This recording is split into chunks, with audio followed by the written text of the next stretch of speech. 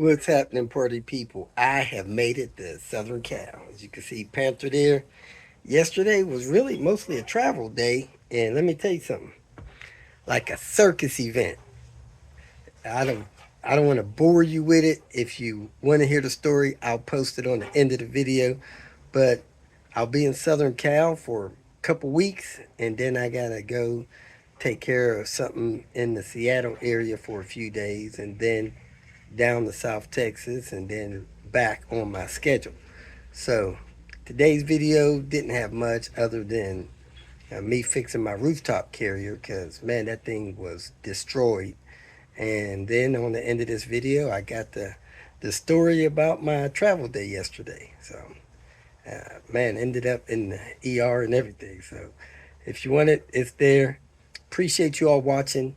These videos may be a little confusing. I try to date stamp the intro, date stamp the video. You'll know where I'm at, where I was.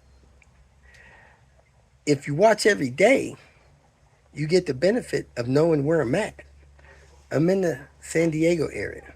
If you don't watch every day, you don't know where I'm at until you tune in.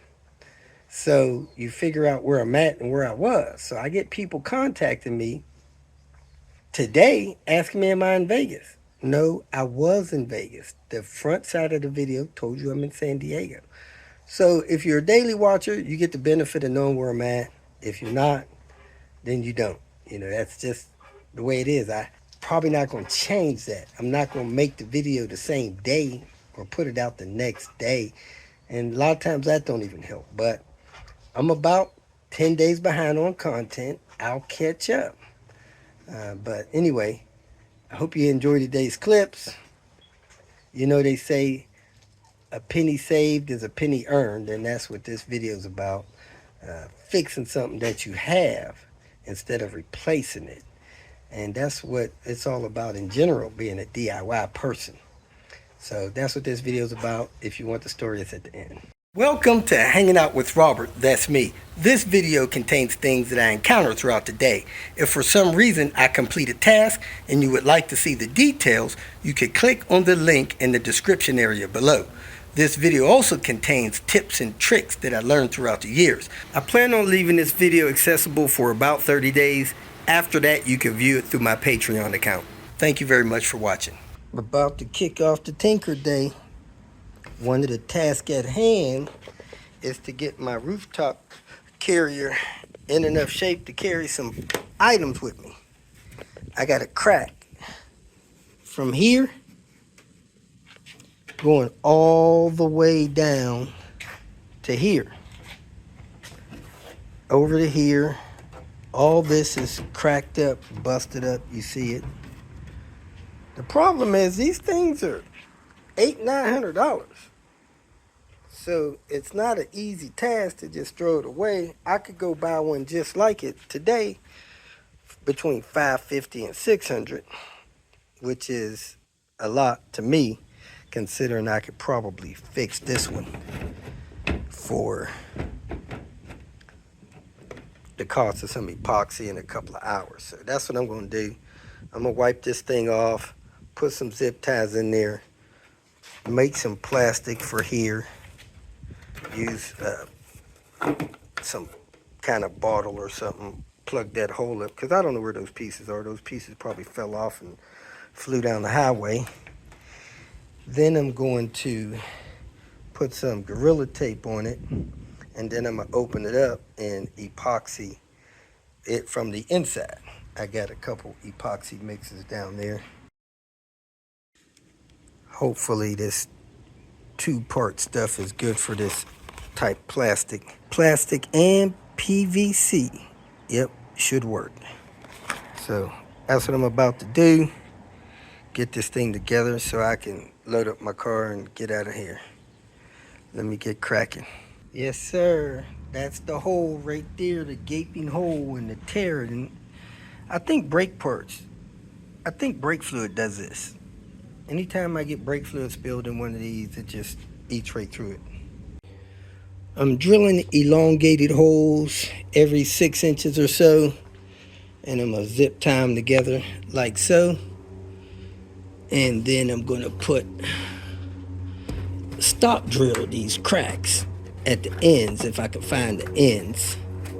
Man, that's some thin plastic. And then I'm gonna open it up, go on the inside, and start epoxying these cracks from the inside. But this corner here is a mess, so let me keep working. All right, I got the thing stitched together. I got a hole there, a hole there, a big hole here. This is the one I'm concerned about.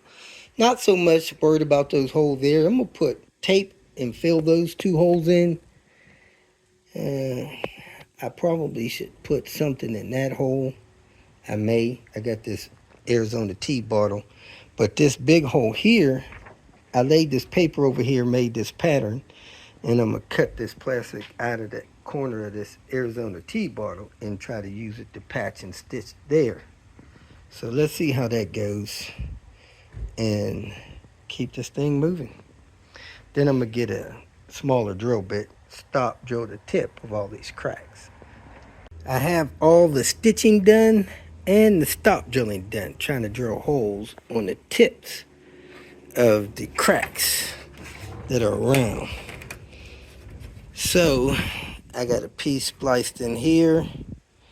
I got stop drills holes on cracks.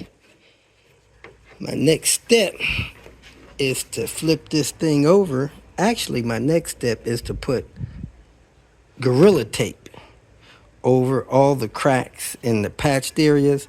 Then I'm gonna flip it over, clean off the inside, and start applying my epoxy and cutting all these zip ties off. So let me go ahead and put the Gorilla Tape over the holes and cracks, and then flip it over and get to putting epoxy on the inside. I got it all taped up so the epoxy won't leak through. Now I'm going to clean out the inside, cut off all the tips of these zip ties. Man, I'm not going to like all these zip ties heads in here. But anyway, that's the only way I could think to fix it in a decent manner. So I'm going to cut all these zip ties off, start mixing my epoxy, and painting it in here. I made a mistake and sprayed in here, then wiped it up. So there's liquid under, and then some of these cracks not going to dry right. But anyway, I'm going to start up here. I mixed the epoxy. It says it sets in 5 minutes. I got this brush. Let me brush that in these cracks up here and mix some more and work my way down. Unfortunately, I had to reach my hand under here and push on the tape and got some of this stuff on my hands. And man, let me tell you something. Right under here, where this big glob is, that stuff is hot. I mean hot. I ended up pouring most of this in because my brush got too hard to brush anymore. It got too stiff. So I got a nice layer of that stuff down through here. That's probably the thinnest area where I brushed it on there, but I'm going to put some more in here, and I'm going to tilt this a certain way so that I could feel this area up. I was trying to brush it and get it to brush up in there, but it wasn't as tacky as I wanted it to be. And probably going to do the same thing, build that up just a little bit more there. And I think I got it, most of it, the way I want it, so I'm not going to be worried about it. I think this is going to be a good fix for this. I got to get some right there where that cracking hole is. So I'm going to tilt this a certain way here in about a half hour. And build mostly this area here up. Put some right there on that cracking hole. Maybe layer a little bit more right there in a minute or two. But yeah, it's like a little pond area, you know. And it's supposed to adhere to PVC, so I should be good to go. Those of you who wanted the story, day before yesterday, I was helping Frank in Roswell, New Mexico. During my time helping Frank, I was working under the car, I didn't make the effort and get my safety glasses out of the vehicle. I was under the vehicle and I dropped a wrench, hit me square in the eye. If you could tell which one, take a wild guess. I, I didn't see it coming. I didn't get a chance to blink. It hit me right square in the eyeball. It was a boxed-in wrench, 17 millimeter. Anyway, it didn't hurt that bad. A couple minutes later, so I kept working, worked another 4 hours. That night at the hotel, I put some drops in it, stuff like that. Made sure it was cleaned out. That night, it was a little sore, but when I woke up in the morning, it felt great until I turned the light on, and that light was painful. And I thought, man, I'm headed west. I better get going because when that sun sets, that's going to be painful. Anyway, make this story even longer, a few years ago, I tried to get the VA in Cincinnati to get me dark prescription glasses for driving on sunny days. Because these transitionals, they don't give you darkness unless the sun is actually on them. When you're sitting in your car, you're actually sitting in the shade and your glasses lighten up. You got to have direct sunlight on them for them to darken. So I'm driving down the road. It's, man, 2 in the afternoon. The light is real bright and it's starting to bother my eye. So I'm like, man, I got to get these sunglasses I got. So I got some sunglasses that are not real dark.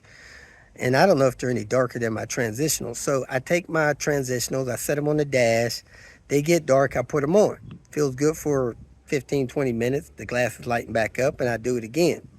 Well, I'm in between Tucson and Phoenix. This highway is like, man, there's a lot of cars on there. It's like an Indy 500 on the freeway.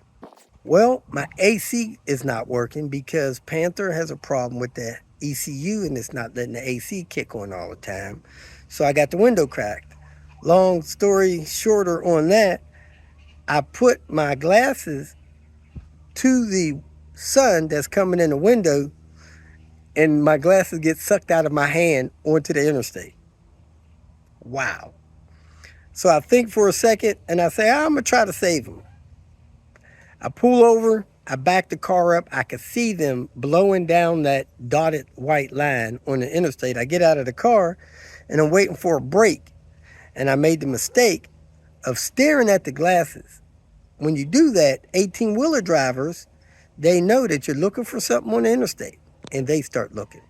And when they find them, they smash them. I've had that happen several times trying to get stuff off the interstate. Cell phones, stuff that fell off the top of the car, just all kind of stuff. The 18-wheeler drivers, they must got some kind of game they play with crushing your stuff in the interstate. So I was waiting for a break in the traffic, and the 18-wheeler seen it, moved over a few inches, and smashed some glasses. So I decided to look in my car for my sunglasses. So I'm emptying stuff out of the passenger side, setting it on the car, and I finally said, you know what? I'm going to get off the highway, get to someplace safe, and get these sunglasses. So I jump in the car, I drive away. I get up to about 60, and I hear something on top of the car, and my jacket and some clothes that I set out of the car on top of the car blew off the car. Now I got to jerk the car off the freeway to go get that stuff. So I pull over, I walk back down the freeway or jog back down the freeway. I grab my clothes, go back to the car, pull off. I get to someplace safe and I try to fix my AC and I also find my sunglasses. Well, the sun's going down, it's getting worse. And man, my eyes are dry. I don't realize that that's agitating the soreness. My eye gets worse. I go down and I got to decide whether I'm going to go to the ER in San Diego or just sleep it off, see how it feels in the morning. Well, that's a 14-hour drive. I left Roswell about 7:30 in the morning. It's 9 in the night. I'm rolling into the ER in San Diego. I go in the ER. They see me pretty quick, get me settled in. The doctor, she can't tell what's wrong with my eye. The tool she has doesn't work. She got to call in the specialist. This is about 10:30 at night. She tells me she got to call him in. I'm thinking 10:30 at night, That guy's gonna be at least 2 hours getting there. So I get me a blanket, I go to sleep. I wake up 12:30, almost 1 o'clock. Still no specialist. He shows up about 1:15 or so. I get out of the VA almost 3:30 in the morning. It's brutal. Good thing is they couldn't find anything wrong with my eye other than some inflammation. The traumatic impact on my eye caused some internal swelling and the surface got a little, beat up, but it'll be all right. They got me where, man, it feels a lot better with the medication and stuff. So I get to Mark House. He's hosting me here, and I get here. It's almost 4 o'clock. So that was my long day. Anyway, if you need help, call or text me. Somebody sent me an email message saying that they emailed me a couple days prior and they were disappointed that I did not reply to their email and they have unsubscribed. So there you have it. I'm a worthless person for not replying to an email. And I tell people all the time, if you need me, call or text. That's my primary way of communicating. If you hadn't watched me enough to know that, then I won't even know that you've come and gone. I'm glad to help. Call or text.